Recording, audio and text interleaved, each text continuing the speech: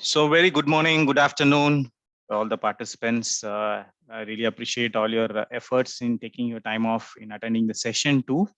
Though I'm expecting some 100 plus numbers. So those were the participants in the session 1. We made a very strict rule that only the session 1 participant can participate in the session 2, just to have the continuity. Though the recording is made available in the Customer Connect, hope you would have shared with your colleagues as well. Even the session 2 recordings will also be posted there as well. With that short note, let me quickly welcome our speaker, Raghavendra Raghunath. He did an excellent session last one, and in fact, he is a very sought out person in Oracle. He's doing back-to-back session. After this, he's also doing one session for UK customers. So happy to have Raghav in our call. And also the panelist Arun Shankaran. I'm not too sure whether he's joined it. He'll be joining any moment. He's from HCM COE, just to see what is the kind of questions that is coming from the customer, and if there's anything that from the development side, he'll be happy to answer that. And then myself, Kishore Kumar, your host. I'm the program manager for CSM.org in JPAC region. Okay, with that note, let me pass it on to Raghav to take over the session. Raghav, all yours. Let me stop sharing my screen. Thank you, Kishore. Hello, everyone. Good morning, good afternoon. So this is the session 2, the continuation of what we did a fortnight back. So this session, as I mentioned, the first session was all about the basics of OTBI, wherein you identify the subject area, you build simple reports, etc. And this session will go we'll do a slightly deep dive from whatever we did in the first session. So the topics for today would be around this. I'll just share my screen.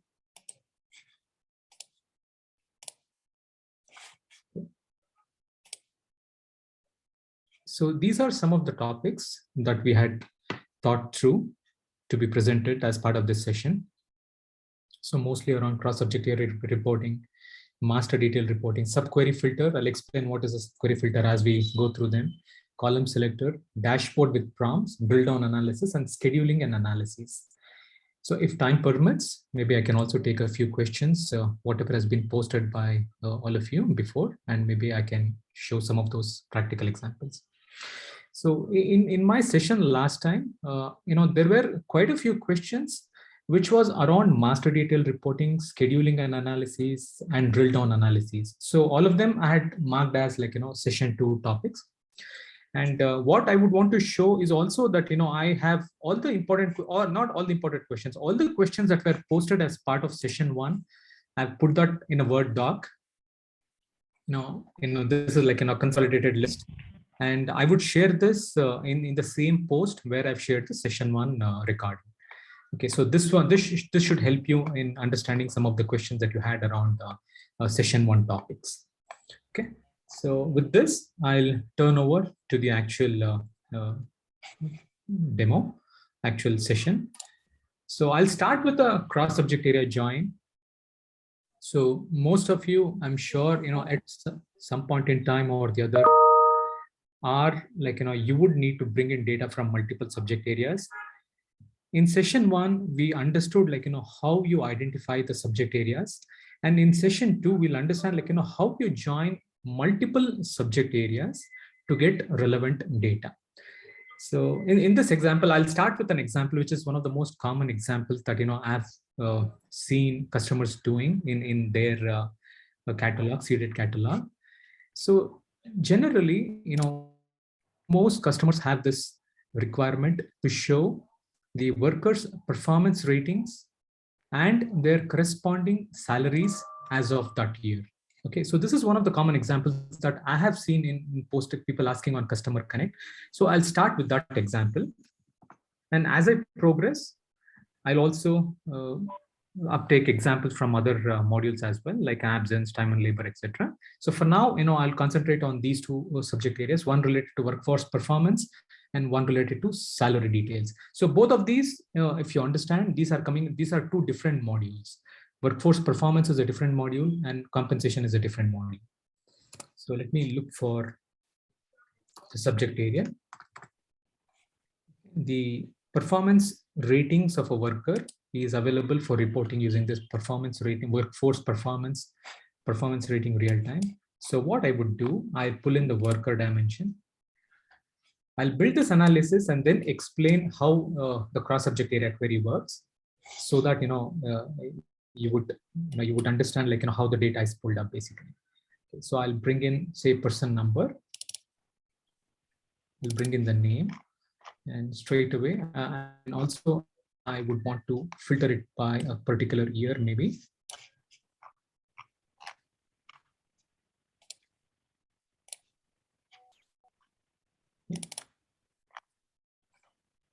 And I'll say I'll pull in the performance document.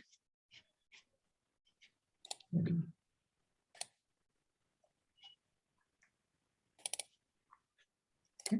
And the corresponding rating.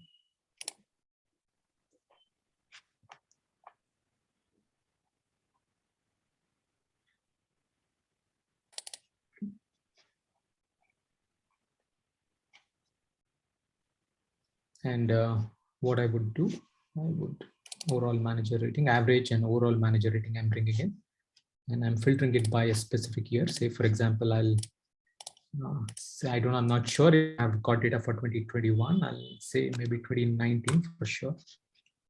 Okay.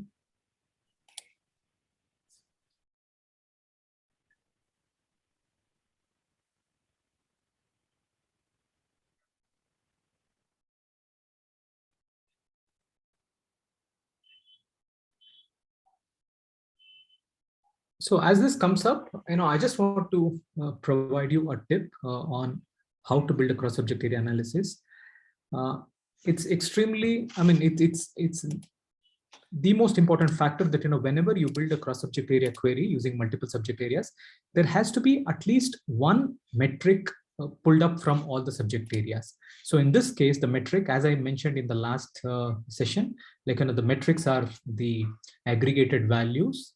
So which you need to have at least one metric pulled up from each of the subject areas. So out here, I see I get 2 records for each person for the same performance document. And this is because I could have ratings, I could have participants as managers, the workers, etc. So I need to filter it by specific role. So I'll say I'll go to performance document participant here, and I'll say Raghu, sorry, yeah. Just you are too little go slow. Navigating, I think the voice Sure. is good. Moving from one subject area to other, and then sure, yeah, I'll do that. Yeah, okay, navigation, I'll go a little slow. So this one, so I'll just say, I'm filtering only for those ratings coming from the managers, and this should give me 1 record per person for a performance document. Okay.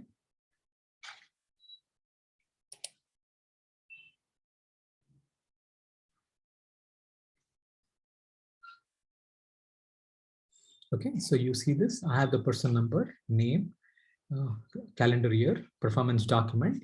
There could be multiple performance documents that the workers would have been evaluated with.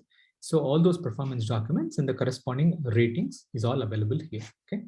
So now, what I would do, I would, as you see, I would bring in the data from the salary detail subject area, rather salary history detail subject area, to understand what was the worker salary as of that year. Okay. So what I would do, I'll say, as you see, if you look at my navigation, I clicked on this add remove subject areas icon, and I go to compensation, and I'll bring in the salary history details subject area. Salary details subject area always provides the latest salary of a worker, whereas salary history stores all the all the records of the worker, every change that has happened for the worker. Say, for example, if I'm at Oracle and I've had 3 or 4 salary changes in the last 5 years, all of them would be stored as separate rows in the salary history details. So this one, what I would do, I can add them in the results tab as well, but I'll go back to the criteria and I'll choose, I don't have to do anything other than, just bring in the salary metric. So out here, what I'll do, I'll rather bring in the salary change date, for example, or even better, I'll start with just the salary.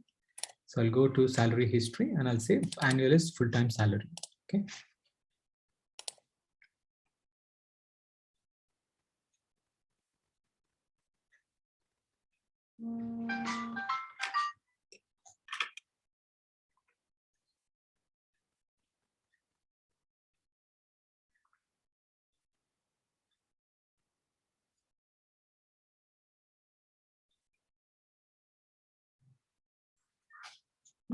So for some of these, maybe an incidental question, like, when you use filter, what is the difference between select by and filter by? Was there anything that? come again? What was the question? Select by and filter by. Do you mean selection steps? Yeah, I'm not too sure where this question comes from. Is there a way that you have select by and filter by kind of thing in filters? I think they're referring to the selection steps maybe, but filter, it's just filter, I just add a filter here in the criteria, nothing else. There's nothing called as filter by and select by. Okay. So out here, okay, if you observe this results for me, for each worker, what was their performance rating and their corresponding salary. Of course, for the rows that don't have the salary data, it means that, as of this year, this person did not have the salary information. But still the performance rating information has been pulled up. Okay, so this is how a typical cross-subject area join works. And so if you look at all these records, like this particular person has had maybe 2 changes, so on and so forth. I can also bring in, like, if you want to bring in any additional criteria from the salary history, for example, I want to understand when was the salary change date in that particular year. I could add that as well.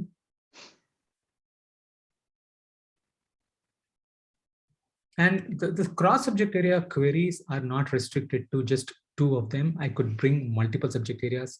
In some of the extreme cases that I've seen, a customer had used 9 subject areas, which I generally don't recommend, because the performance of the subject area can go, can be very might not perform well. So wherever I have the salary change, I have the salary details, salary change date available, and wherever I don't have the salary, the date is showing as 00. Okay, so this is a typical cross-subject area join. And now, for example, if you want to add one other subject area, say for example, I want to understand, say, something from work person real time. Okay, so I might want to add, maybe I can add person from the person real time. I'll add the personal information, say phone number and things like that.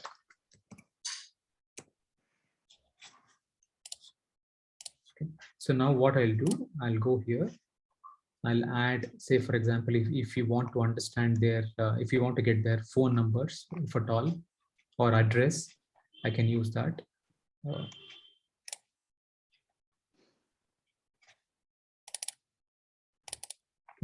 And please remember, as I said, I just pulled in, if I run this query, there is a high chance that, it might end up with an Oracle, with an ODBC error. I'll demonstrate that as well. This should throw me an error ideally. Yeah, so this is because, like, if you, as I said, if I don't pull in a metric each from all the subject areas, I would end up with an ODBC error. So the remedy for that is, I go back and I add from the person real-time subject area. I go and add one metric. There's only one metric in the subject area called person count. I add this. The moment I add this and hit results, it should render me the correct data with all the relevant details from the person subject area as well.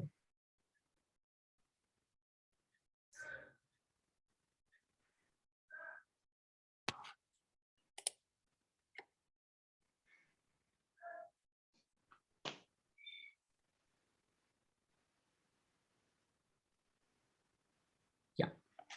So if you look at this one, I have details of the person number, name, for the year, performance document, their ratings, phone number, phone number, all these things, data, however data is stored in my business.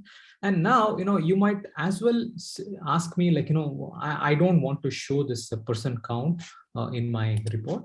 All you need to do is, like, go back to the criteria and just hide that column. If you don't want to show something, just hide them.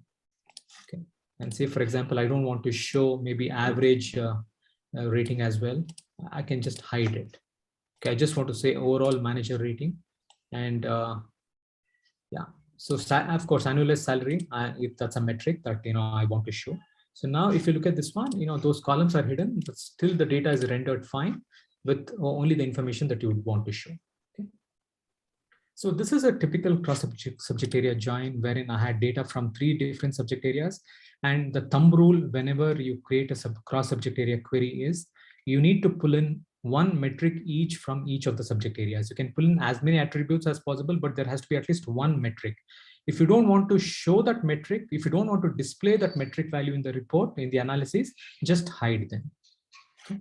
So what I'll do for now, I'll just save this analysis. I'll use the same analysis in my dashboard. So with prompts, we can use that.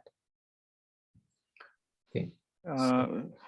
Raghu, can there be a subject area without a metric column? Can there be a subject area without a metric column? See, there is in entire OTBI, HCM OTBI, none of the subject areas are without a metric. Okay, only those there is only one subject area without a metric, which is called OTBI dashboard prompts, OTBI prompts, which basically is not a subject area. I mean, which is not a transactional subject area. It's more used only for creating prompts. Okay, so otherwise there can be no subject area without a metric. I mean, not just HCM, I would say this is across. Because the purpose of this subject area is basically you need to create analysis. For me to create an analysis, I need to metric and I need to have dimensions based on which I can slice and dice. Yeah, because the question was for some of the subject area doesn't have metrics column. In that case, what needs to be done? So I was just asking in a reverse. So there is no subject area without a metric column, right? So as I said earlier in my last session, in any such cases, I can show you that. Maybe I'll just pull in some subject area, which I'm not even aware of. Say, I mean, I don't use it often, maybe. Okay, maybe I can show you a HCM example.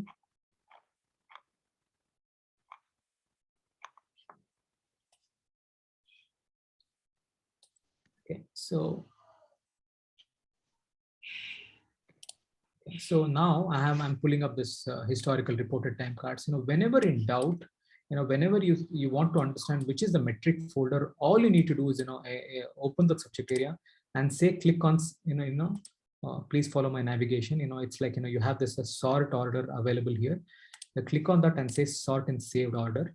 The last folder in the subject area is the metric folder. Okay. So if I've navigated to the end and this is my metric folder, all the metrics, number of time cards entered, completed, everything will be available here. Okay, so that's how you can find out if there is a subject area without a fact folder, without a metric. I mean, there can never be a case like that. At least in HCM we don't have anything like that, and I'm sure across pillars. Yeah, the use case was from the financials. So what was the tip that you said? If there is no metric, what should we do? No. It's not like you don't have a metric. If you don't know if there is which is the metric folder, you need to select the subject area and click on the sort in saved order. Okay. So maybe maybe if I have time, we can check that later as well. See, for example, I'm not a financial. Okay. I'm not a CRM expert as actually, but I can look at some CRM subject area, for example. Okay. So I'll select the CRM interactions real time. And if you look at this one, the last column is the fact folder. Okay. If I sort it on A to Z, okay, it can be anywhere. Okay. It can be anywhere. So as I said, you just have to sort it on saved order, sort in saved order. The moment you do that, this was the HCM. This is the CRM subject area. The last folder is called the facts folder. Okay. Okay. Yeah, and there should be a relationship, some kind of between these two subject area, right? Whenever you're pulling out from a cross-functional. No, if you have to get results, then you need to have a common dimension. But this one I showed only for illustration purpose, right? Okay.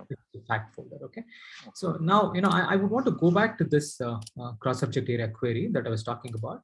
See, whenever there is, whenever you pull attributes, columns, and metrics from multiple subject areas, they always join on the common dimension. Okay. So without a common dimension, you cannot create a cross-subject area query. So what is the common dimension? What is a common dimension? Everything like worker, and say things like business unit, department, job, grade, position, legal employer, location. These are all called common dimensions. Okay. So in this case, what has happened, like, all the three subject areas has the worker dimension, of course, worker, business unit, position, grade, job, everything. So in my query, I mean, you might use or might not use, but the subject area has to have a common dimension for you to join multiple subject areas. So in this case, there has to be at least one common dimension. So all these subject areas, see, for example, person subject area doesn't have anything related to a business unit, position, grade, etc. Okay. The only common dimension between all the three subject areas is the worker dimension. Okay. And between performance and salary, I might have multiple common dimensions like, business unit, job, grade, department, etc. Okay. But with person, I have only one common dimension, which is the worker dimension. So all the three subject areas are joined based on that common dimension called worker. So you don't have to worry about, like, how the join happens, but internally the BI server takes care of it. So it looks for the common dimensions across subject areas, and whichever is the common dimension, basically joins based on that. So and if there is no if you bring in attributes from worker dimension, the join happens on the worker dimension. If you bring in data from the business unit, the join happens on that, etc. In this case, if you try to join based on the business unit within the person subject area, it will not render you the correct results, because it doesn't even have it in the subject area. Okay, so this was about the cross subject area. I'll be mindful of the time. So I'll just save this. I'll use the same analysis for my dashboard creation. Okay. So what I'll do, rather, let's pass this as a prompt. I'll just say calendar year instead of hard coding. I'll just say, let's pass it as a prompt. I can say is prompted, or I can also say is equal to, and I will use a presentation variable. I'll also demonstrate how to use a presentation variable. I'll just say p_year. And I'll default it to say 2019. Okay. And yeah. So let me put this in shared folders.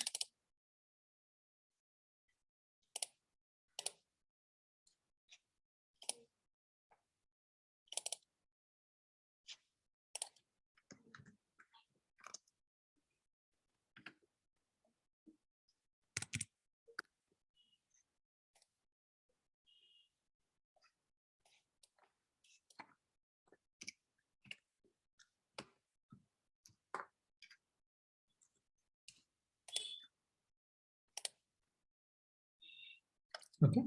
So now, I have created this analysis, and now, what we will do, we'll go ahead and, for example, you might want to bundle multiple analyses, for the user. A user opens a dashboard, they need to see multiple analyses running.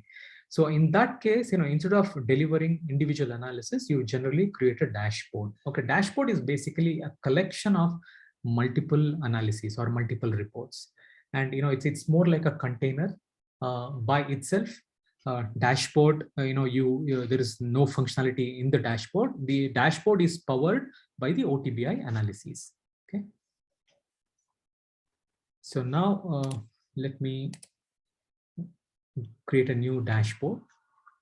So the navigation for that, I'll be a little slow when I go through these navigation so that all of you can follow. So I'm in the home page now. And just like the way I create new analyses, I'll say new dashboard. Okay. So I'll give it some name.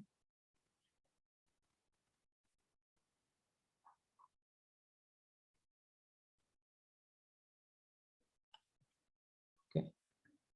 And see.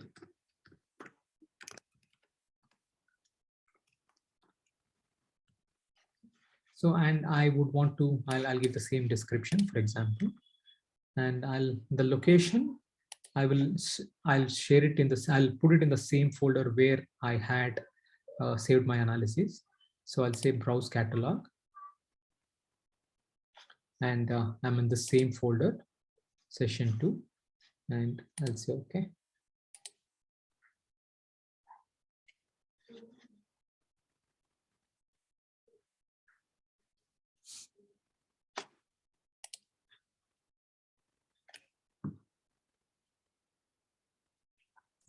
So this says, this dashboard will not appear in the dashboards menu, which is fine because, there is a folder called shared folders, human capital management dashboards. Only if you put that in that particular folder, your dashboards will be available through the main menu, that is this menu. Otherwise, it will be there in that folder, which is fine.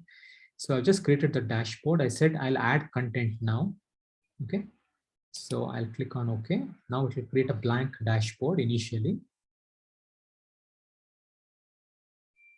Okay. All I need to do now is just drag and drop whatever analysis you want to show into the dashboard.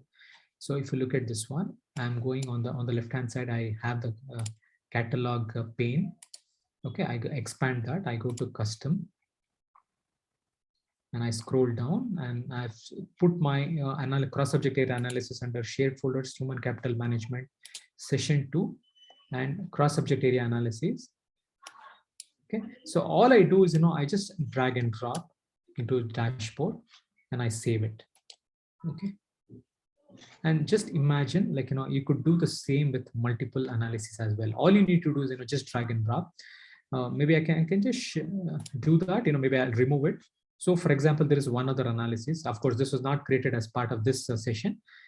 So I can just, if you want to place it side by side, I just drag and put it next to it. Okay. And of course, when it runs, it comes side by side. But here, because of the space constraint, it is showing below. Or if you want to put it as one below the other, all I have to do is drag and drop and put it here. Okay, so now the dashboard is done. Okay, so what I'll do, I'll save this dashboard and I'll run.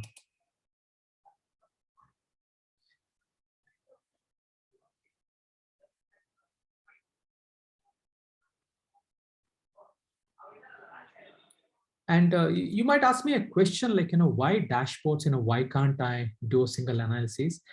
Of course, dashboard is basically meant to have one or multiple reports on them.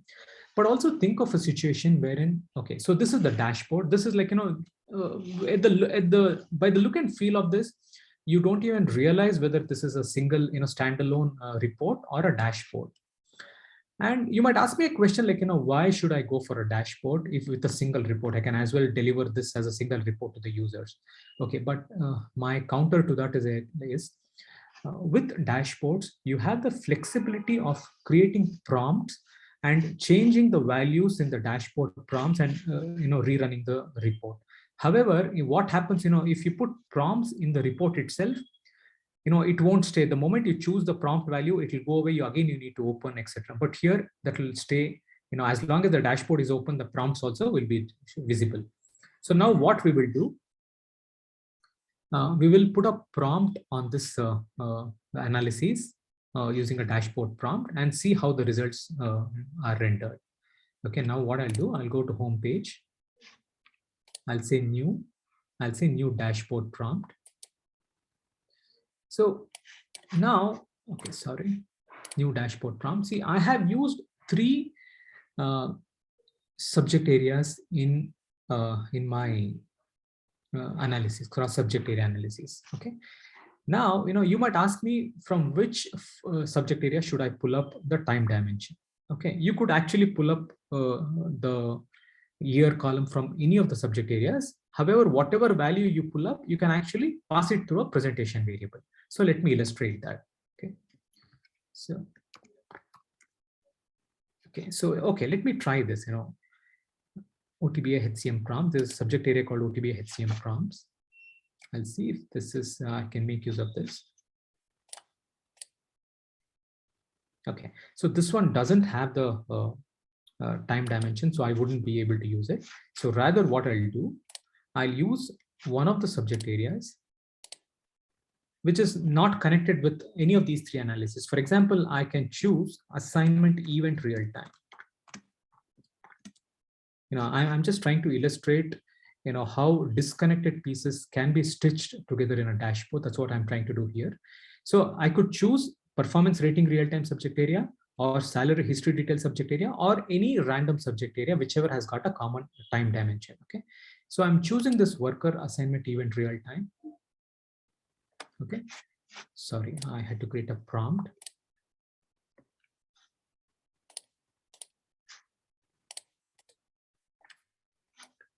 So I'll go for a column prompt. Sorry, I might have to, I think I was a little fast. So I'm here and I'll say new column prompt. Okay. And I'll look for the time dimension.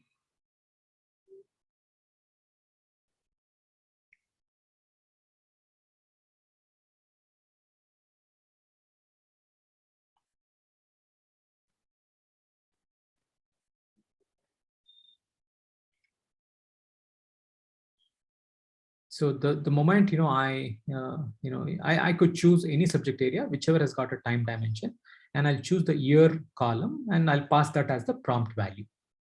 Okay.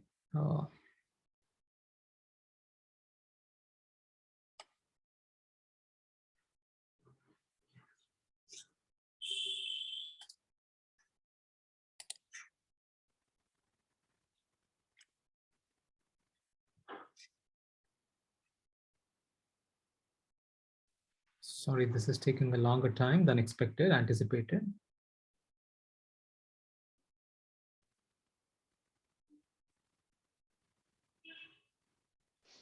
Raghu, there's a question. Let me just fill the time.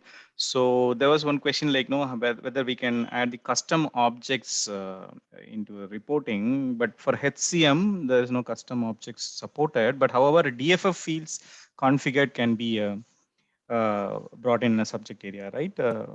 Yeah, Raghu? of course. Yeah. I have answered that question in that Q&A. Q&A, okay, because again, this came up. So there's also an article in MOS also to how to bring that flex field into the subject area. There's a process involved, and then only it will be made available. So maybe we'll post that in the Q&A response in the Customer Connect.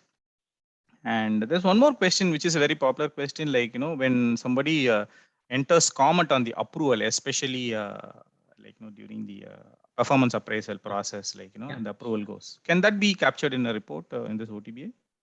Yeah, it can. I'll talk about it later for sure. Once we complete this flow, because approvals is a separate topic altogether, I would say. Yep. I'll come to that. Okay. So now I'm creating a prompt based on the calendar year. Okay. For example, I just say choose year or something like that.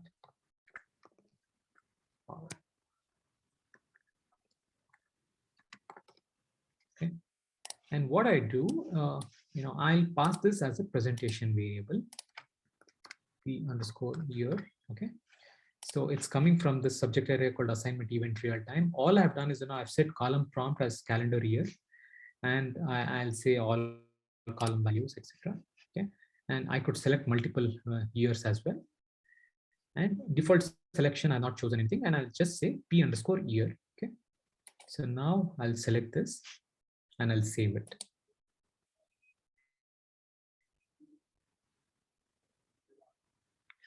Okay, so I'll give it a name.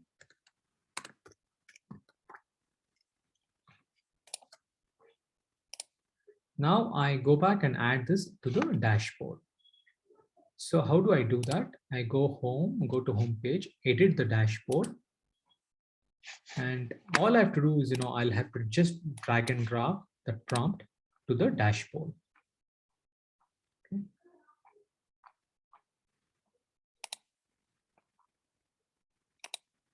Okay. So this is the prompt that we created, cross SA prompt. I'll just have to put it on top of this and I'll save it. Okay.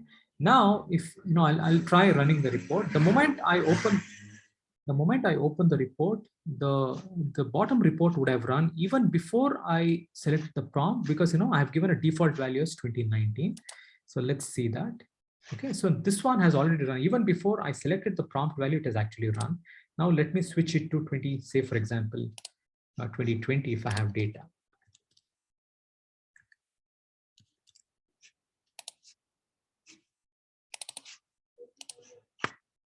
Let's say apply.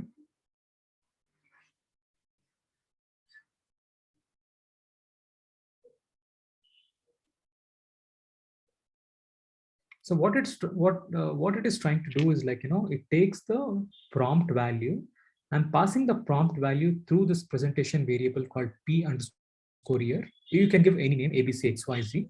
And in the cross subject area analysis, if you remember, okay, so if you look at this one, This is all the data that is coming as part of 2020.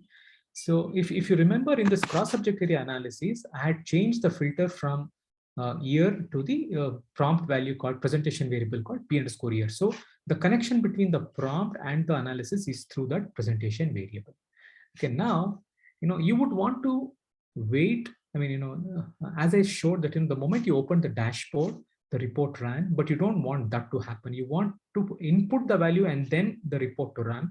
How do you do that? That's one of the most asked questions. So I'll show you that. I'll go back, I'll edit the dashboard.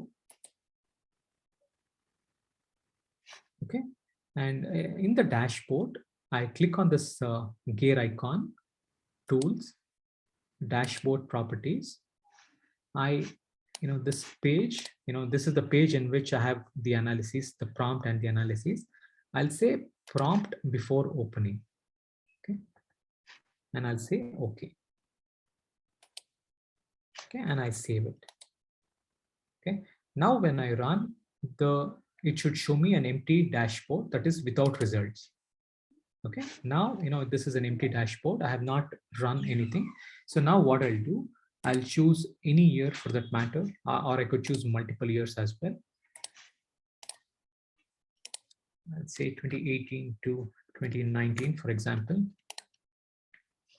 Okay, I select both the values and I run the report. So for each person, if they have data corresponding to both the years, it should show me that.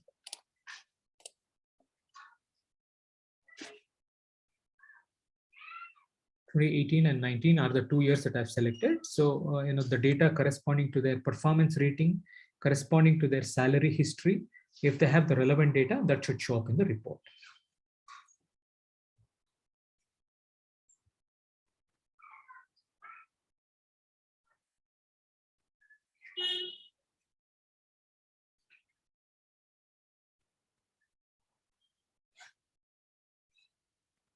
Okay, so you see this, I have data coming for both 2018 and 2019 for some of the workers.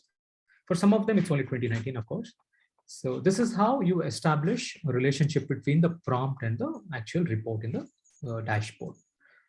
Okay, so yeah, so this is about creating a cross-subject area analysis using the same in a dashboard, creating a dashboard prompt, passing the values from the dashboard prompt to the report. This is how you do it. Okay. So now moving on. Now what we could do, I would want to take up quickly the drill down analysis from the aggregated reports to the detailed reports, and also show you a couple of things on how to create a master detailed report, column selectors, and then move on to the scheduling of analysis. And finally, I'll broach the topic of approvals subject area. Okay, so now let me show you a quick report on, maybe I'll create I'll go back to home. Okay, now I go to analysis. I would want to understand in my organization for the current year or for the current month, how many of them have created their time cards, okay? So reported time cards. So for me to do that, I need to go to the time and labor subject area, which is called reported time cards real time. Okay. Okay. And there is a history also, but I'll go to the recent one, reported time cards real time. So now, what I will do, I'll create a report which has got, say, for example, legal employer or maybe business unit.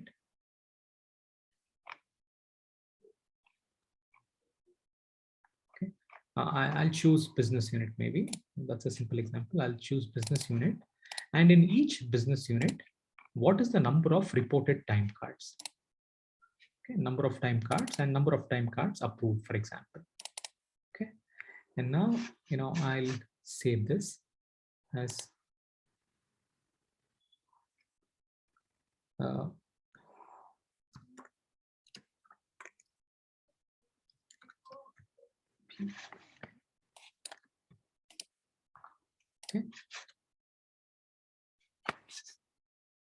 And now I create an aggregated report of this. This is basically gives me all the business units and their corresponding time cards. Okay. So now I'll create a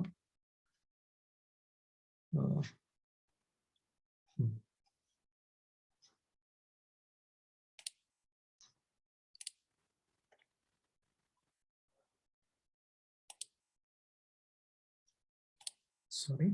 What I'll do between the number of report time cards created and approved, I'll instead of creating a bar chart, I'll create a stacked bar chart.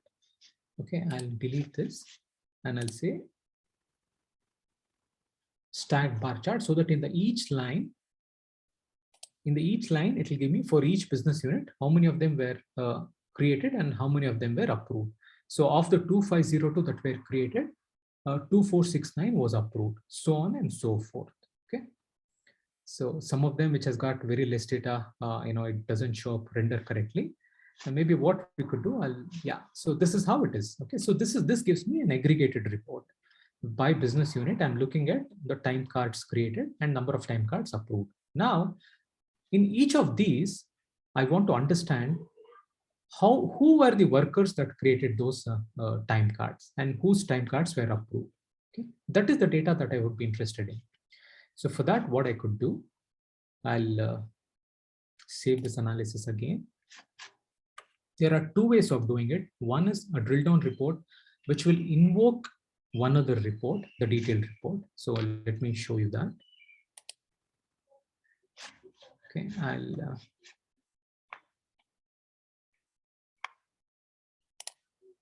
what I've done, I open the same aggregated report. Into the same aggregated report, I also add the person details, for example. Okay, I'll save it as a detailed report.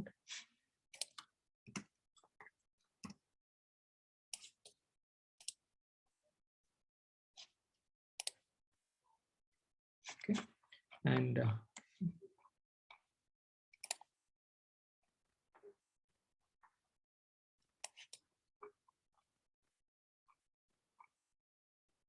I would add the name, worker name.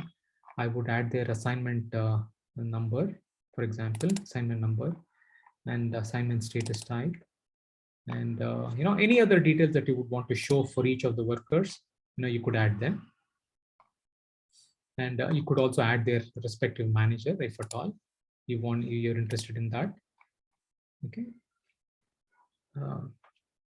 So this is the manager name. Okay. And now I go to results. I want to show this as a detailed report that is like in a tabular format. Currently it shows up as a graph. Sometimes it might error with so much of information, but I'll delete this.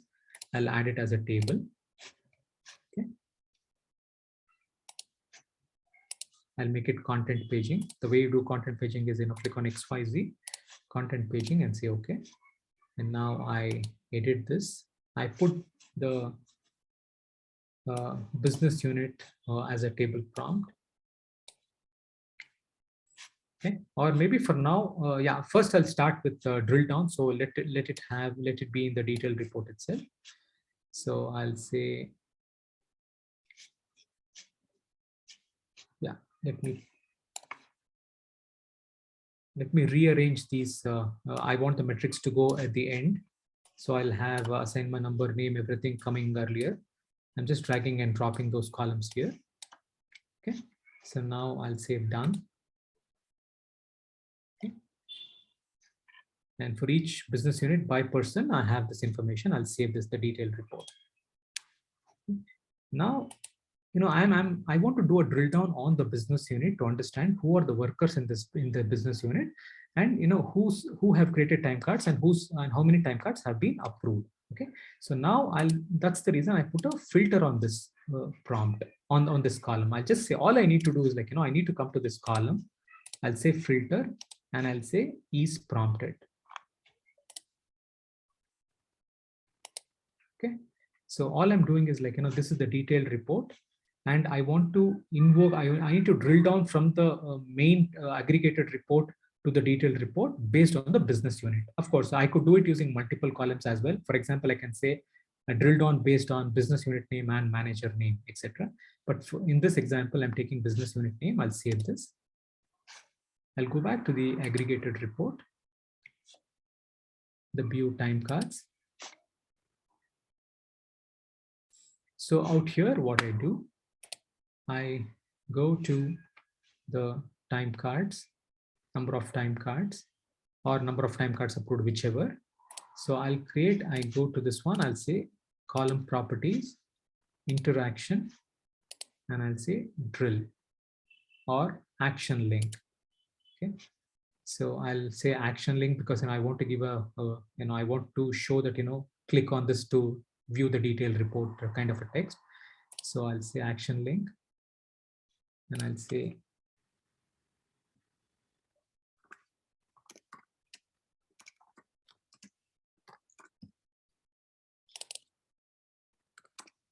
or invoke work or whatever, I can say that. Okay. And then, the action is I need to invoke BI content, navigate to BI content. Okay.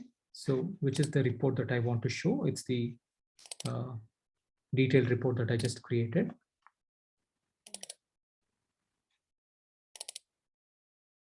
Okay. So it's a view time card details that I want to show.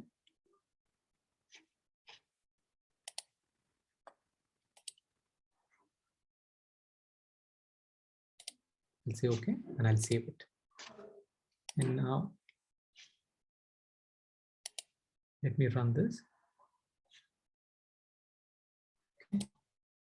So it, when I click on this action link, it says show the worker details. When I click on it, ideally it should show me all the workers belonging to Canada business unit. So let's look at something which is has got lesser number of time cards, maybe university US business units. So this gives me all the business worker details belonging to that particular business unit. Okay. And similarly, you could look for others as well, other business units as well. So I go back and maybe I look for something like, maybe healthcare US business unit. I click on that. So all the workers in healthcare business unit is pulled up in this. So this is how you do a drill down. This is one way of doing it. And similarly, I could also do the same stuff using a master detail report that is side by side. Okay, how do I do that? I'll show you that as well. I'll use this view time card details report, and I'll show that. What I'll do, I'll edit this and I'll save it as a different report.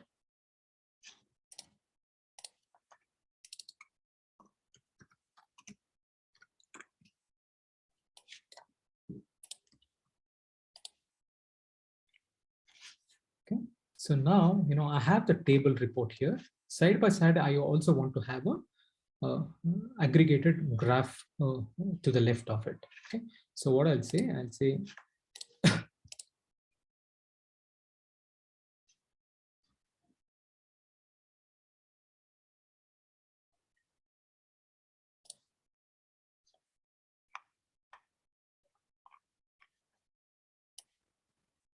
so just drag and drop above this to the left of it. So I have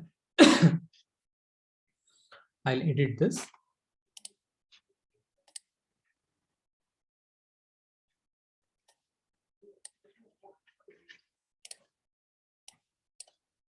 So for now, all I'm doing is I'll bring the business unit. I'll group it by business unit.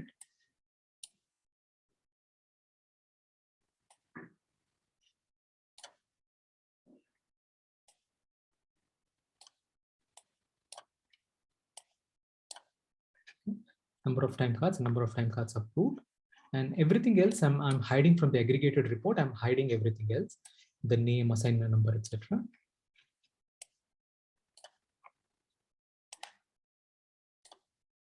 Okay, so I just have the business unit and the corresponding time cards in this graph. Let's say done.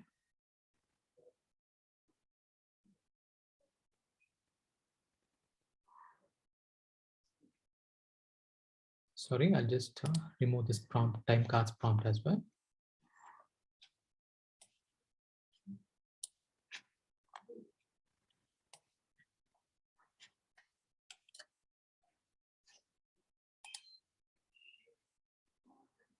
Okay, now I need to, whenever I click any dashboard, any business unit with the corresponding time cards, it should be refreshed with that value. How do I do that?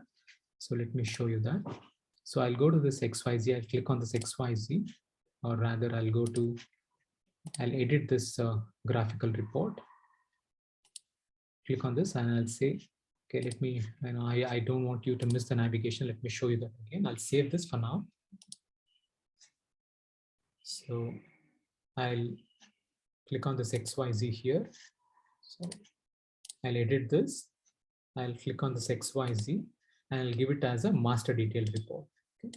The channel is, I'll say BU. Okay. So I can give anything. So for example, I can say ABC as well. I just say listen to master details, event channels as ABC. So this is how you establish a relationship between the graph and the table. Okay. And I'll say done. So similarly, what I'll do, I'll go here to the table as well. I'll edit the table. I'll pull that table as one of the prompts. And for the same table, I'll say listen to master detail channels. With the same name, I'll have to give ABC. Okay. And I say done. So in both graph and the table, I have created a master detail channel. Click on this XYZ. I'll say listen to master details. I've given it some name. It could be ABC XYZ. If I change it to XYZ, you have to change it in XYZ there also. But for now, I'll say ABC. I'll say okay. And I'll say done. Okay. And now all I have to do is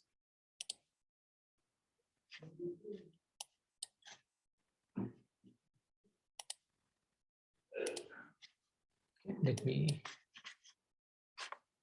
save this.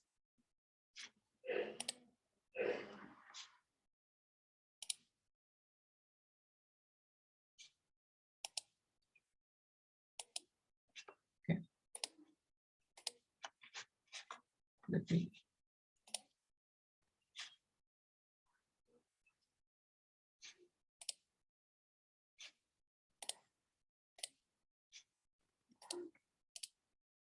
Yeah. I'll have to do this. Sorry, business unit on the business. When I click on the business unit, it has to show. So for that, I'll go to business unit name. I'll say interaction. I'll say send master detail events. And what is the master detail events? It's ABC.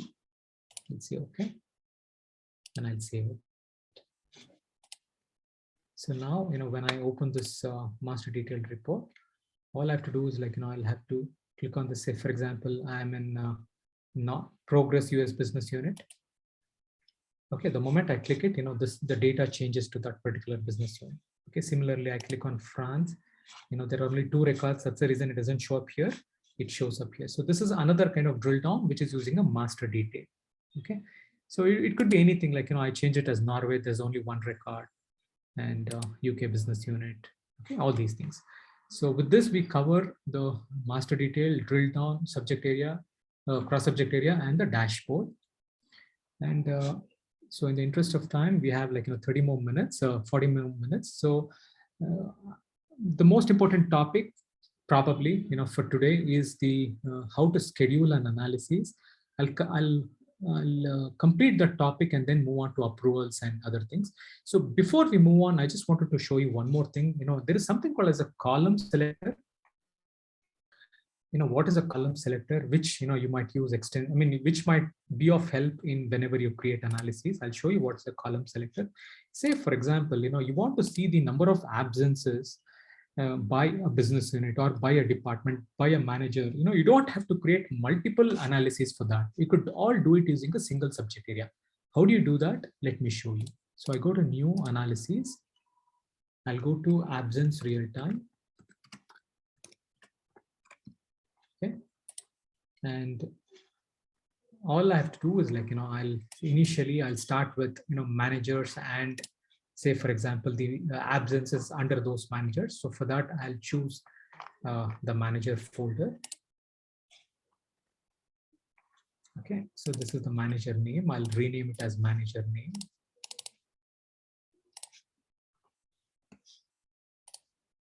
Okay, and I want to see the number of absences, assignment absences, number of absences, and leave duration. Okay, so and maybe I'll filter it for a particular year.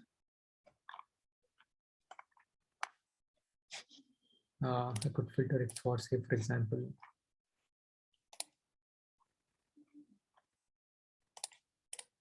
calendar year is equal to 2019. Again, I'll use. So this gives me all the absences that are taken under a specific manager or under set of managers. So this is not the manager absence, it's the workers under the manager who have taken absences in this particular year and the corresponding leave duration. Okay. Now you want to see the same data with respect to a business unit or a department or a legal employer. How do I do that? It's pretty simple actually, Notibian. All you need to do is, there is something called as a column selector. So in this view, select views, you go here, click on other views and say column selector. So column selector, I'll go drag and drop on top above the table and I edit it. Edit the column selector. So this is the name, this is the manager name. All I have to do is, I just say include selector. Okay. And now I keep on adding all the dimensions that I want to see the data absence data on. Okay. With. Okay. So I'll choose business unit name and I'll say department name, for example.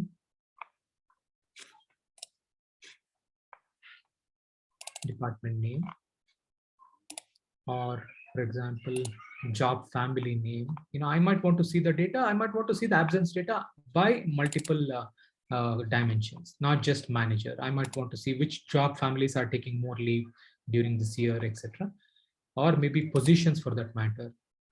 Everything, you don't have to create. See, this is like, this almost amounts to using multiple reports, but you're doing all those reports, you're slicing and dicing the same data by multiple dimensions in a same report. Okay, now I'll just say done. Or maybe I could also say, yeah, so I'll just say done. Or maybe I'll, yeah, just give it some name, or you don't have to give any name as well, but I'll just say choose. Okay. So now, I'm seeing the data. I'll save this.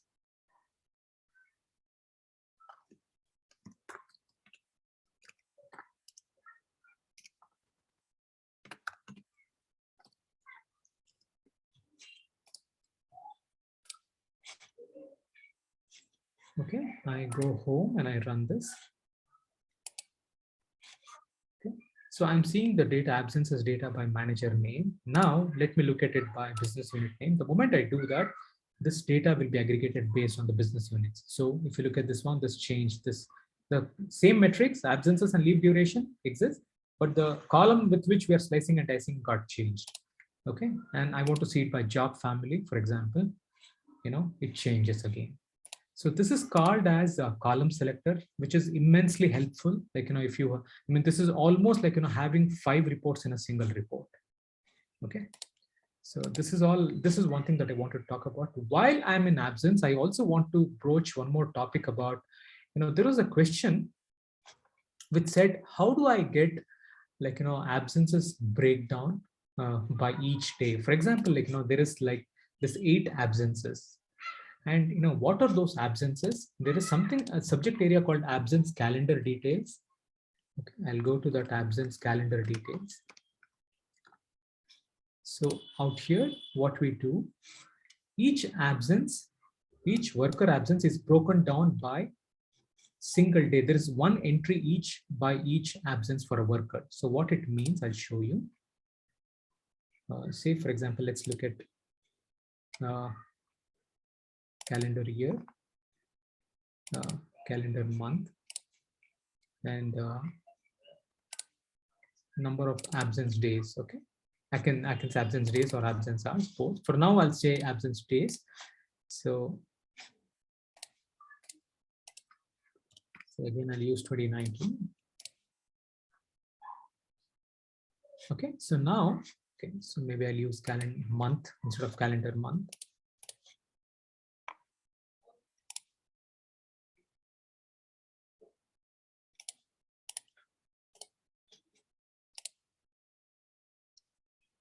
So now it says like, by January, there are 24 days, in February, 11 days, etc. So this I can actually do a breakdown by each day actually. So for each worker. So how do I do that? All you have to do is like, you bring in the worker dimension here. So if you want to understand whoever took absences on, say, for example, on the first day, January 2019, now all you have to do is like, okay. So I bring in the person number and name.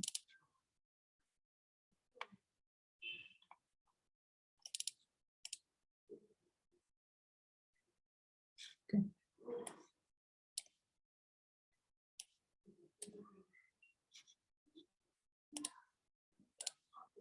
So this, it says like, for Joseph, Brian Joseph, there are 2 holidays. And now I can actually see which are the 2 days that, he took off in 2019 January. So all I have to do is, bring in the date column. Okay, so it will give me like, a breakdown by each day. However, in the absence subject area, absence real-time subject area, the record will be recorded as Joseph, the absence type as, XYZ, and total number of duration is 2, number of absences is 1. However, this absence calendar gives you the absences by each date. Whatever is the aggregated measure, aggregated value in the absence real time, it is broken down by each date. Okay, so there will be an entry for each day of the absence. So one way of looking at this is like, maybe I can create a pivot table. I can show you that, very helpful example. This is for, for even for scheduled absences, you can view, all you have to do is like, I'll have to take off this person details. I'll have a pivot table created. I will remove this month as well. So I'll create a pivot table. Okay, I edit this. Okay, for now. So I would want to say date here. So it calendar year is like in 2019, month, etc. So all I do is,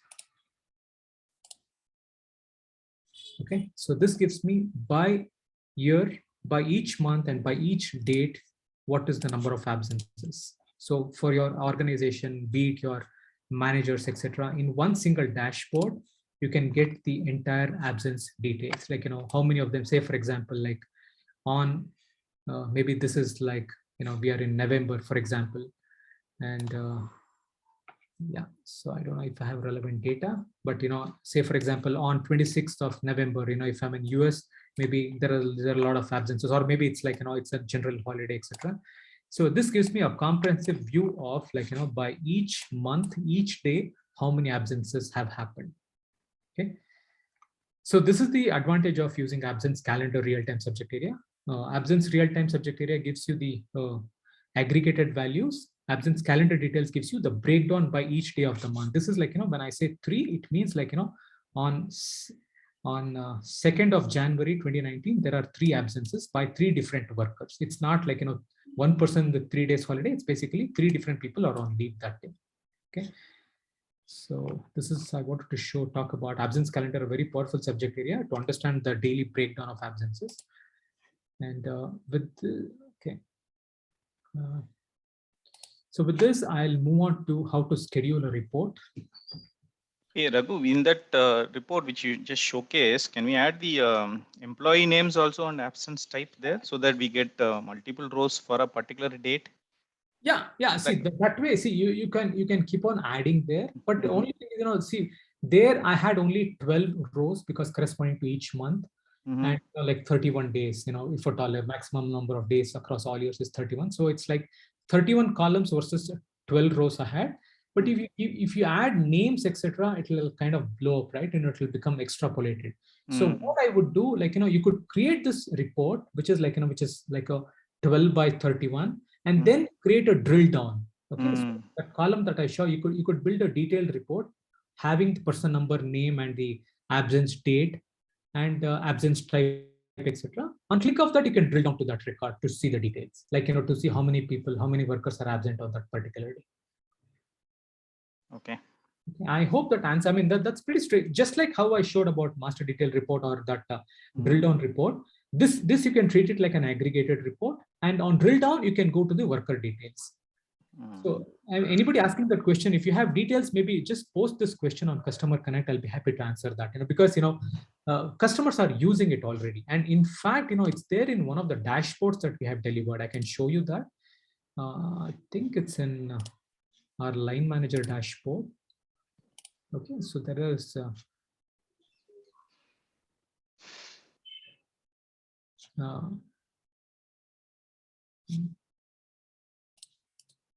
Yeah, I mean, it's there in this line manager dashboard. I have a analysis called absence calendar details, so which basically gives you that aggregated data by month and date, and on drill down you'll get the actual absences. Okay, so let me show you that. Yeah, so this is the one, absence calendar. Yeah, so if you look at this one, I also have, we could also, this is exact same example, right? Like, this is, of course, I've logged in as Richard, and, this is showing my directs and my indirects, etc. by each month. And you could have something similar, like who's absent on what date, you could find out this way. Okay. Yeah, all these things are possible. All these slicing and dicing are possible, actually. Okay, there's one question. I don't know whether you can take that. It's like, some absence show on subject area absence, but not on absence calendar. Is that a case? Oh, okay. So that can happen only if you have not run that generate daily absence breakdown procedure. So there is a post on Customer Connect. You could follow that. That's one of the posts that I have created, basically. Please follow this. I'll put it on. Maybe you can look for my my topics and. Okay. It's called the absence breakdown. Something I'll share that. You can look for my name, and you can search for these for this particular.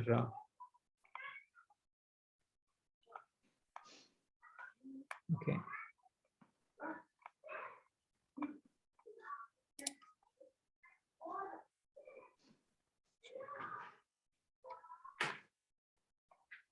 Yeah, we can take it up. Yeah, you can respond it in the Q&A. Yeah, Q&A, I can do that actually. Yeah. This one, absence calendar details real time. Okay. So reporting on employee absences by day. This is one of the topics that I've posted. And in this, I have clearly specified, I have put a white paper also on that one, if I'm not mistaken. So this will give you the details, basically. Okay. So there is this procedure called generate absence, daily absence breakdown. You need to run that procedure. Okay. Yeah. Okay. Yeah. So this is the one. There is a white paper to enable customers to generate and render worker absences by breakdown. Okay. So you need to, there is a procedure to do that. You need to mark, this is the white paper that I've attached. So as I said, this is not a one-time activity. You need to schedule it, maybe to run it on a daily basis or a weekly basis. Okay. So that's how you get it. Okay. Look for this topic, absence calendar details. Okay. You should get that. Okay. So 25 minutes more, maybe in the interest of time, quickly, I'll go over to scheduling a report. Okay. I'll take a simple example again here. Of course, you could think of many more use cases. What I would do, maybe I'll have a use case that says, like, if I'm a manager, or send a report to all managers on the beginning of the month to send out a list of employees who have their birthdays in the current month, and be aware that these are the workers that have birthdays, and whatever you want to do as part of company policy procedure, you could do that. Okay. So for that, first I'll create a report which gives me all the birthdays that are occurring this month of workers under a manager. So how do I do that? I say new analysis. I go to, I could do it this multiple ways, but I go to worker assignment real time, or maybe I can do using person real time. Yeah, I can do it using person real time.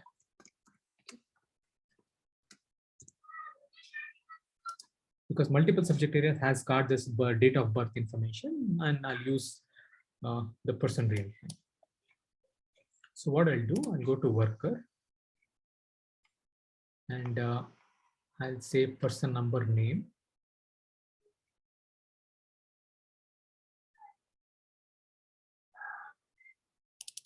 Person number name and person date of birth.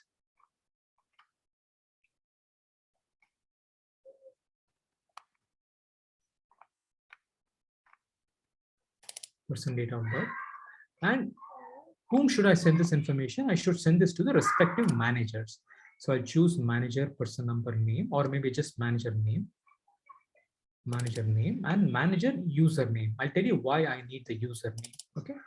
And I'll say, get me all those birthdays that are occurring this month.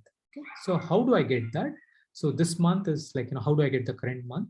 I'll show you how I do that. So I'll say, I'll create a filter. Okay. Or rather, I'll show you one more column here. Maybe I'll add. So I just want to get the month corresponding to the employee birthday. Okay. How do I do that? So person date of birth, I'll say month.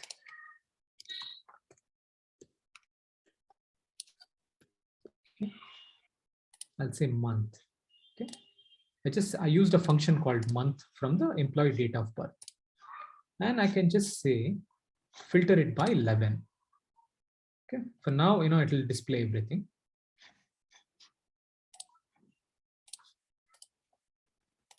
Okay. For now, it shows, if it's like July 7, all those things, it will start showing 5, etc. However, I want to filter it by only November, the current month birthdays. So how do I do that? I can hard code it as 11, but you don't want to do that because, every month this has to be changed. So what I do, I'll get what is the current date. Okay. I'll add a column called current date.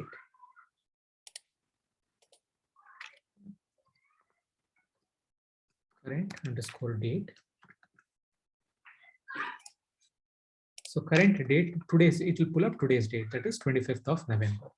Okay. And from this current date, I'll choose the month. Month of current date. So once I'm done, this gives me, it gives me a value as 11. So now all I need to do is, if the current month is equal to the month of the person's date of birth, then show only those records. So all I do is I copy this. I copy this month from employee date of birth. And I'll just say filter. And I'll say add SQL expression. And I'll say equal to. Okay, so it gives me only those birthdays that are happening in November. So how did I do? I created 2 columns, one related to employee's date of birth. And I said, this employee date of birth, and I said month, get month from that employee date of birth. And I had one other column called current date, and I'm getting the month from that. And I'm just doing a filter. How did I do a filter? I chose some column, month, birth date, or current date, and just said is equal to a SQL expression employee birth date. Okay. All I did was that. And now you actually don't need these columns. Okay. I just used it for illustration purpose. Now, if I run this report, it will give me all the birthdays in November. So if you look at this one, so there are about 223 records as of November. Everything is in the month of November. Okay. And now these workers are like, these are the manager names. This name is nothing but the manager name. This is the worker name. Okay. So let me group it by manager names.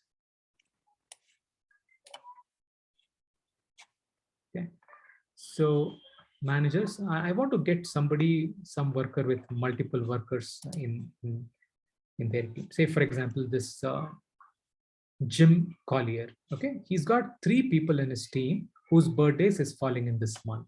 Okay, so let me see if Richard has got anybody in his team who has a birthday this month. Okay,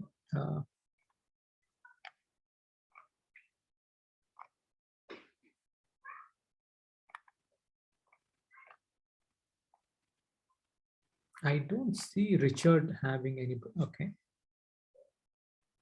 Yeah, so Peter Phillips has got 2 people in his team who have birthdays this month. So what I'll do now, these are my managers. These are my managers and their username. Username is the one which joins with the email ID basically. So now I'll just save this. I'll give this as name as employee birthdays.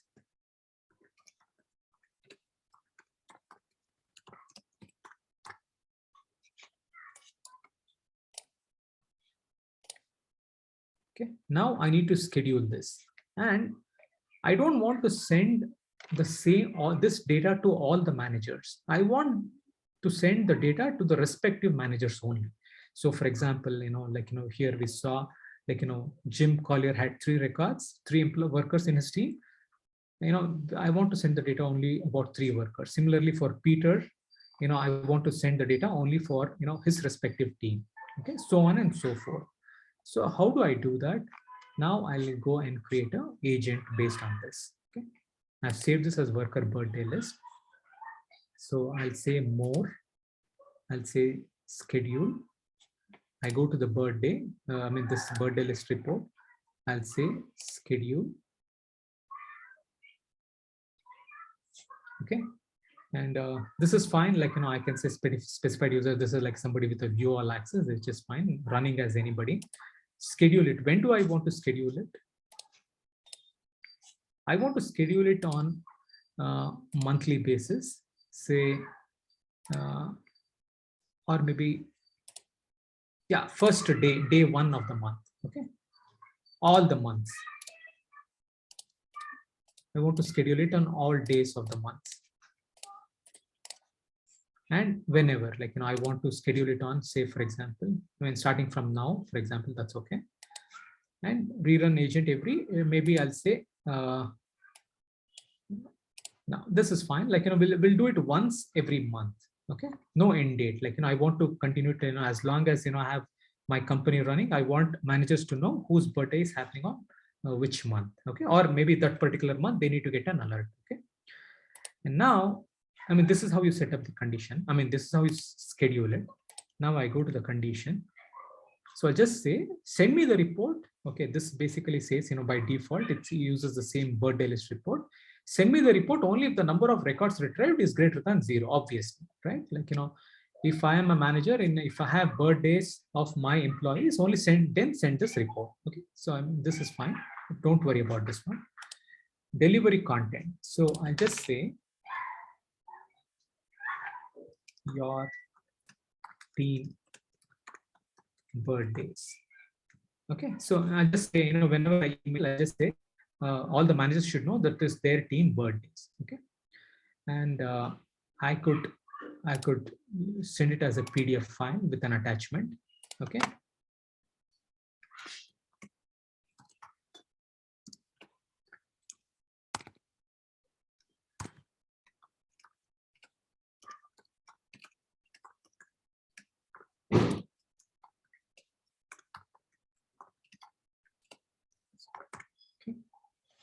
and then I'll say recipients. Who is the recipient? Okay, let me remove this for now.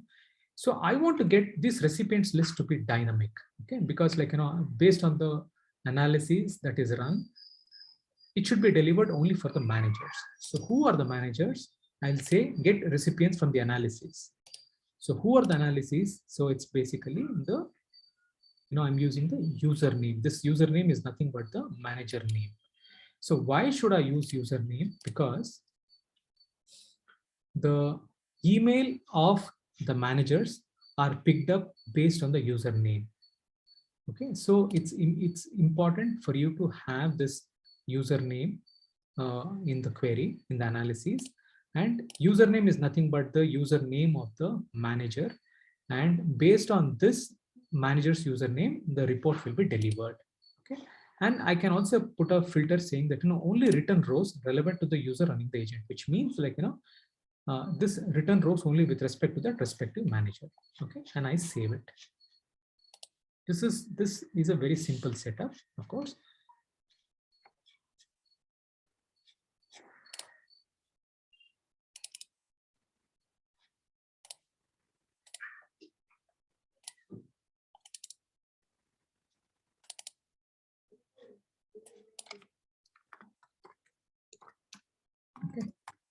So I'll say birthday agent.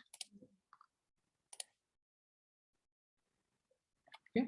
Now what we could do, we can actually test this right away, but because this I've scheduled like every month, let me change this to run right now. Okay, I'll just say once. Okay, let us run it right away, and maybe for one of the managers I'll change it to my email ID and test. Okay, so I have this manager called Jim Colliers or Peter Phillips. Let me change the email ID of Peter Phillips to my email ID. So how do I do that? I go to Tools, Security Console.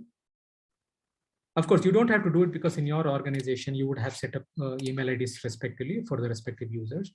So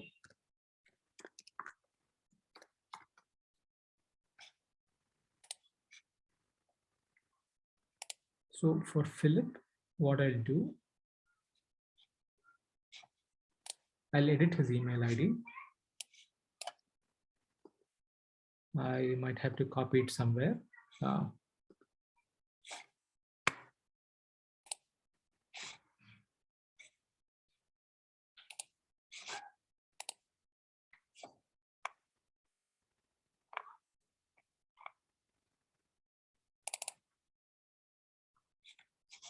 And now I put in my email ID.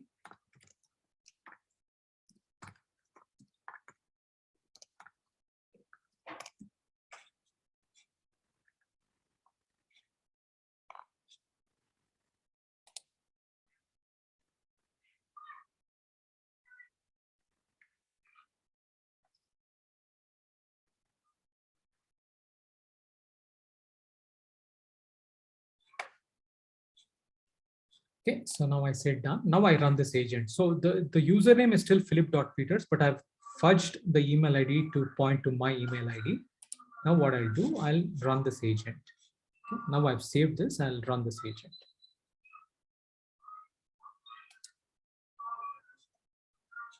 Okay, maybe I need to open my email logs.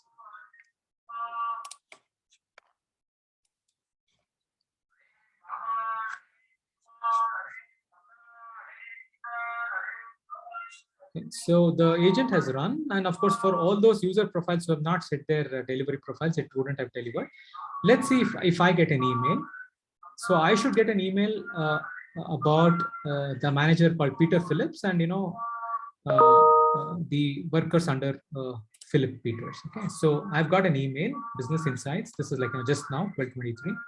So I double click on it, and this is the dear manager. These are the workers in your team with birthdays this month. And when I open it, I should get only 1 or 2 records. Yeah, so I've got like 2 records. Okay, so this is my username, person number. This is the birthdays this month. Okay, so this is just an example, a simple example. If you look for if you look under Customer Connect, there are many more examples of like you could also schedule it based on the data to run as of a future date, past date, etc. So yeah, I think this covers the agenda for today. As I said, like the cross subject area, dashboard, drill down, master detail, call center, and schedule. All these things we have covered. Yeah, so, schedule. I'm sure if you have any questions over and top of it, please post it on Customer Connect or on the Q&A. I'll be able to answer it later.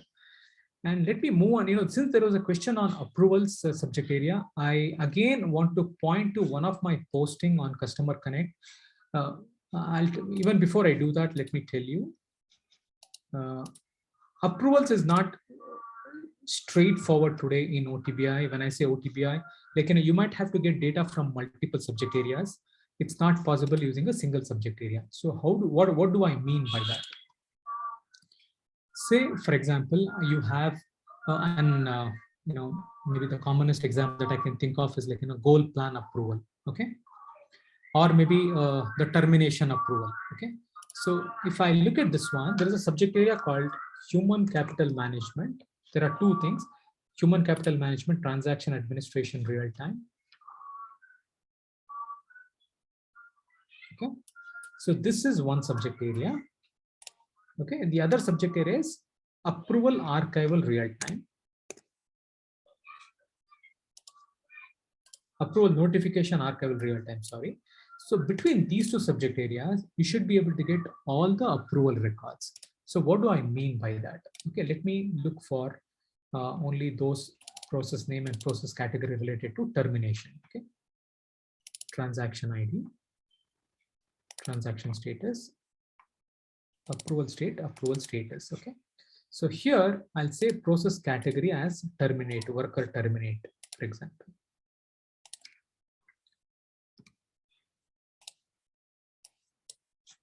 Okay, it could be terminate or termination. I'll say okay.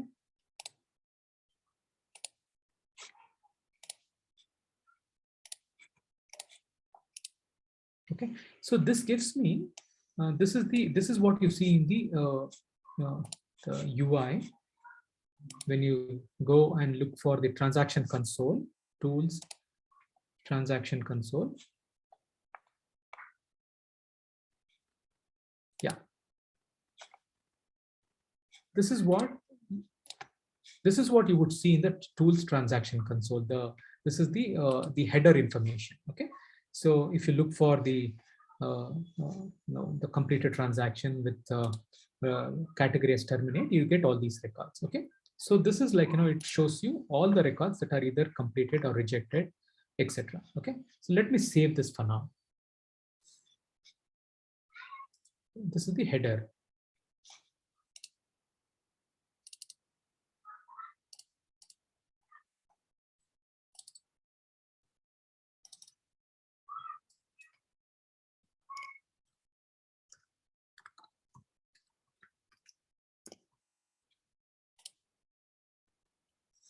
Okay, now let me create one other report based on the approval notification archive. Okay,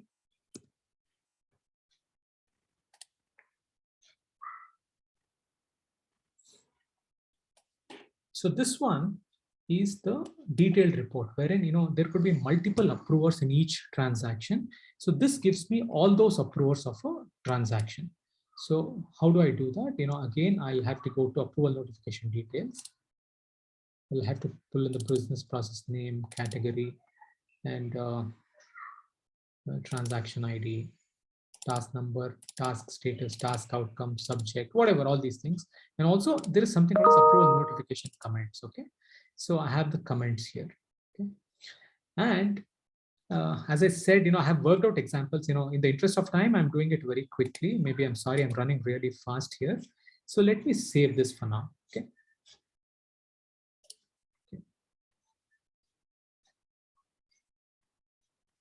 And here also I'll say filter on terminate or termination.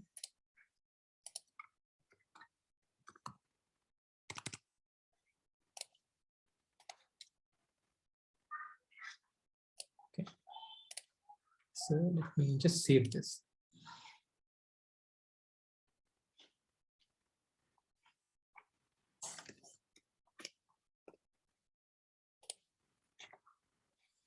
And run.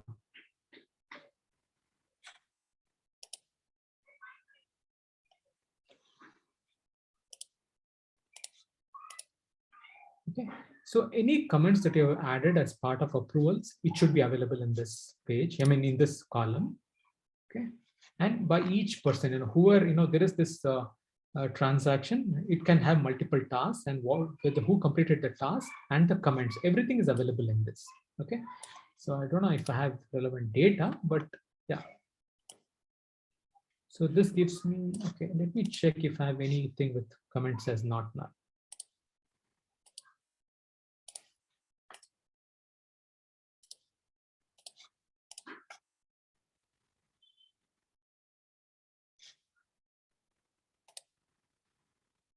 Yeah, so if you look at this one, for me, there are a few records which has got the comments. I mean, your termination comments could be in one of these in your cases. Okay, so this is where you get for each approval transaction, the task number, who completed it, and what is the comment. Okay, and the details of who completed, etc., will be available here in these columns. It is called task.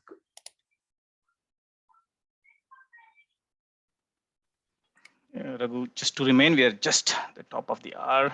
Yeah. So okay. So with this, probably I'll wrap up with this one. See the details of this, because I've seen a lot of customers posting questions on this one. So I have two very important topics posted here. You could look for my name, or you could also look for in HCM Report Sharing Center. So assignment, exactly. So this is the one, assignment approvals. You could look for this one. It's called assignment approvals. And there's one other called goal approvals. Okay, goal plan approval. So follow this post. I've explained it in detail. So what it means, I've made it very clear. So this provides the approval details of the worker assignments, everything, and all the details. I've actually posted a couple of sample dashboards also here. Okay, so which involves transaction approvals and the assignment approvals basically. So two tabs, one showing data from transactions, one showing from the approvals. So all these things are available here in both these two posts. Look for these goal plan approvals or assignment approvals. You should get the more information. So with this, I would like to conclude my session today. And thank you, Raghu. That was very interesting session. In fact, it has created a lot of questions. People have still have a lot of doubts. I know this is a very vast subject. We can be covering it in every detail in this session. And Raghu, you took a lot of efforts to answer most of the questions here. Thank you very much, Raghu, and dear participant, thank you very much for your time. I appreciate all your efforts in attending this session. We will post this. Watch out. Simple thing I would suggest is follow Raghu on the Customer Connect. Post your questions so that he can guide you appropriately. There are a lot of questions on custom SQL, OTL. Custom SQL was not as part of this session, though it's a little advanced, so we don't want to mix it up with a beginner level. So. And the future program, there is no plan as such, but we will keep you posted, through your CSM, if you are planning for any session, and look forward to get your participation in that as well. Okay. So no commitment as of now from our end, but definitely, yes, we'll consider your request. Okay. Thank you, Raghu. Thank you, Arun, being in the call. Arun, you would have seen all the questions from the customers. So let's see how we can address them, at a higher level. So thank you very much, Raghu, again. So I'll post you the Customer Connect link with all the recordings and all those stuff. Okay. Thank you very much.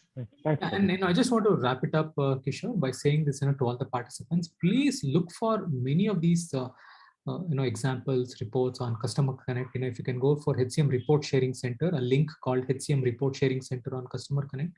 There are close to 400 reports in it. You would have solution for pretty much all your queries there, including we have done a fully blown session on logical SQL, that is custom SQL. We're using logical SQL, writing custom SQL basically. So that, be it OTL examples that we, of course, shift details, I had it in my mind, but I couldn't interest of time. So there is this subject area called planned schedules and published schedules in OTL, which you could use. So most of your questions will have answers in HCM Report Sharing Center. Over and top of it, if you have questions, please be active participants on Customer Connect. You get faster or quicker answers on Customer Connect. Okay. Yeah, that's it from me. Thank you. Thanks all of you for attending. Yeah. Okay. See you in another session if possible. Thank you very much, Raghu, Arun, and all participants. Thank you. Bye. Arun, you said something, Arun? No, I said thanks, Raghu. It's a very detailed one. Yeah. Thank you. Thank you, Arun. Yeah. Thanks, guys. Bye. Okay. Talk to you. Thank you all. Bye.